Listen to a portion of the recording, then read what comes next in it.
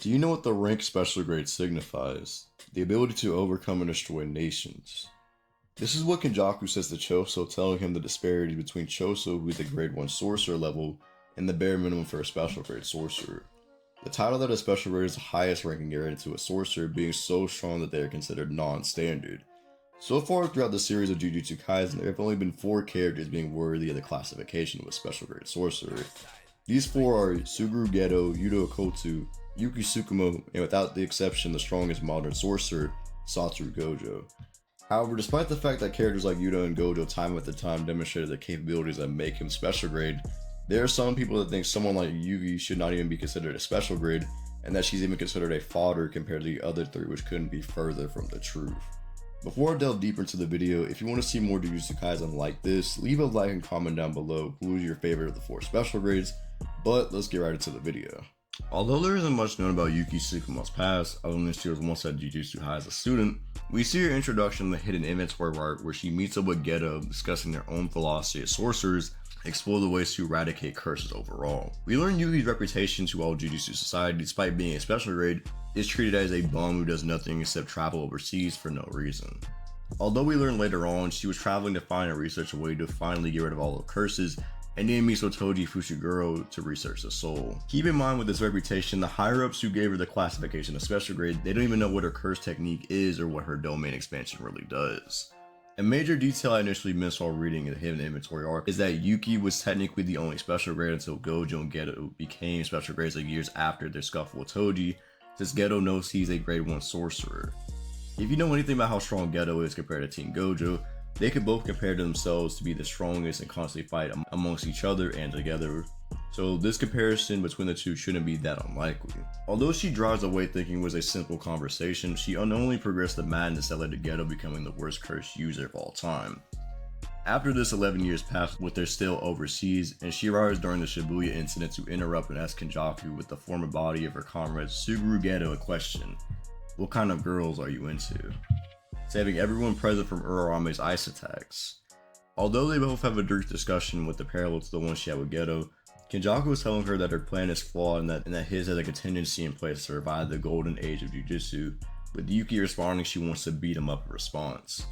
As this happened, Kenjaku and Urarame take their leave of Yuki and the others, making preparations for the Culling Games and sealing the strongest Satoru Gojo. To do this, she meets up with Master Tengen, who requests Yuki, Yuta, and Choso they need to stay as Tengen's bodyguards in case Kenjaku comes. Choso states to Yuji, interestingly enough, that he needs the cooperation from either Yuki or Yuta if they want to unseal Gojo and defeat Noritoshi Kamo. But keep in mind, Choso has seen Yuta fight Yuji and felt his presence, whereas he's never felt or seen Yuki fight in action and still thinks Yuki is on this Yuta level tier power. After this, we don't really see Yuki and the others for a while until Kenjaku pulls up to snatch Tengen away, but Kenjaku basically outperforms and toys with both Kengen and Choso, and even after getting resolved by his brothers to keep fighting on, he still loses, although he still manages to force Kenjaku to use his gravity curse technique. With this, Yuki comes out thanking Choso and tells Kenjaku she'll beat him into shape, preparing to end this. As Kenjaku sees this, he states, "Yuki Tsukumo. He's a special grade sorcerer, but headquarters keeps a tight lid on their intel about her curse technique. Or so I thought. I couldn't get any information from the higher-ups. I think I'll keep you from a distance. The curse spirit I just summoned uses concepts to target curse technique targets. Let's see what you got." Kenjaku, when talking about Yuta with Gojo, basically sums up that Yuta, despite having boundless curse energy and his ability to copy anything, is not that strong or special as a sorcerer and could not become the next Satoru Gojo. Even though he knows next to nothing about Yuki, he's still worried and scared, and even Yuki picks up on this.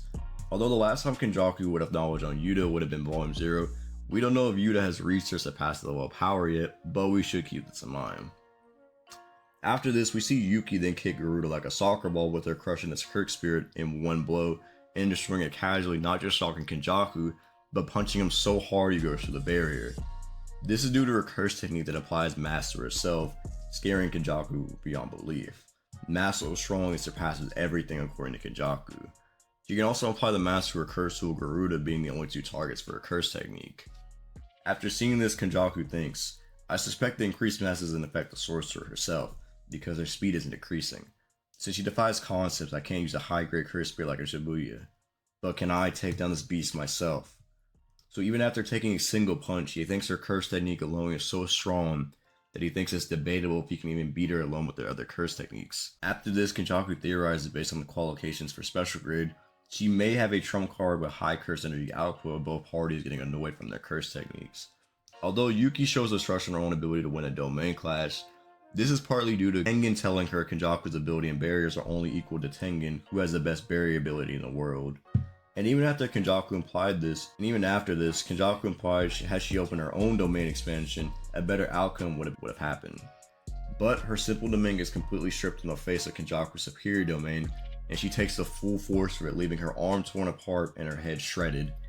Despite this, she continues to fight on, not to give Kenjaku another moment to get his lost curse techniques back, despite her injuries, leaving even Kenjaku in disbelief. Yuki finally reaches her limit and binds Kenjaku with Garuda until Kenchoso pulls out his piercing blood to catch him off guard. Although it nearly works on Kenjaku, he manages to escape with Yuki noting if her output wasn't lowered from the damage, even Kenjaku would have lost already, needing her to heal up to power up. By the time she does this, Kenjaku gains his gravity curse technique back, and she learns the weaknesses and destroys all curse spirits in her path, attacking Kenjaku non-stop, saying, "This is Kenjaku at his lowest, and I will not get a second chance at victory." While this is happening, Yuki is pummeling him away with Kenjaku preparing to summon too many Uzumakis and saying this: her durability doesn't increase, although her mass does. It hits her in the stomach. And a small detail I mentioned in my Yuki vs Yuta video is that the stomach is where the foil curse energy is from. Aiming for the stomach would make the most sense besides weakening her from physical harm. And he even bisects her from the stomach as she's more focused on Chozo escaping as a human than him dying as a curse. Despite not having half her body, she's still able to grab Kenjaku and increase her mass even further. Although the mass doesn't affect Yuki up to a certain density, we then see Kenjaku say, because of there's no limit to the mass she can apply, she can create a black hole. And that Kenjaku underestimated Yuki's ability to use mass and gravity.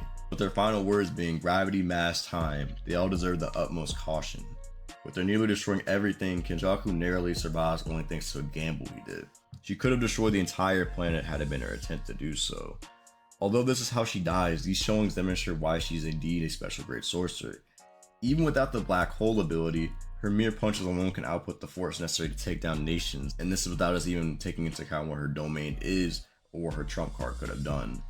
Even her performance against Kenjaku is most impressive even now.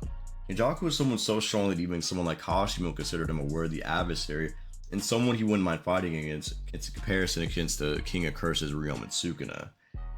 Keep in mind, after this encounter, Maki sums it up to Yuji and Megumi and basically said they knew it would be a hard time, but now it's an even harder challenge, even now. Keep in mind, this is when they have her, Hakari, and Yuta, and possibly Kashimo she knows about him now. And even in the latest chapters with everyone gathered around, they still don't know if they can defeat Kenjaku in a 1v4 against him with Rika, Yuta, Hakari, Kashimo, Maki, and everyone else there. Having one of the best showings of reverse curse technique, being able to recover from near death and restore her tired arm and crack skull like it's nothing, the fact that Yuki is able to overpower and force Kenjaku to his knees to go through such lengths to show his full arsenal goes to show her ability as a Jujutsu sorcerer and why she fits the bill as a special grade sorcerer.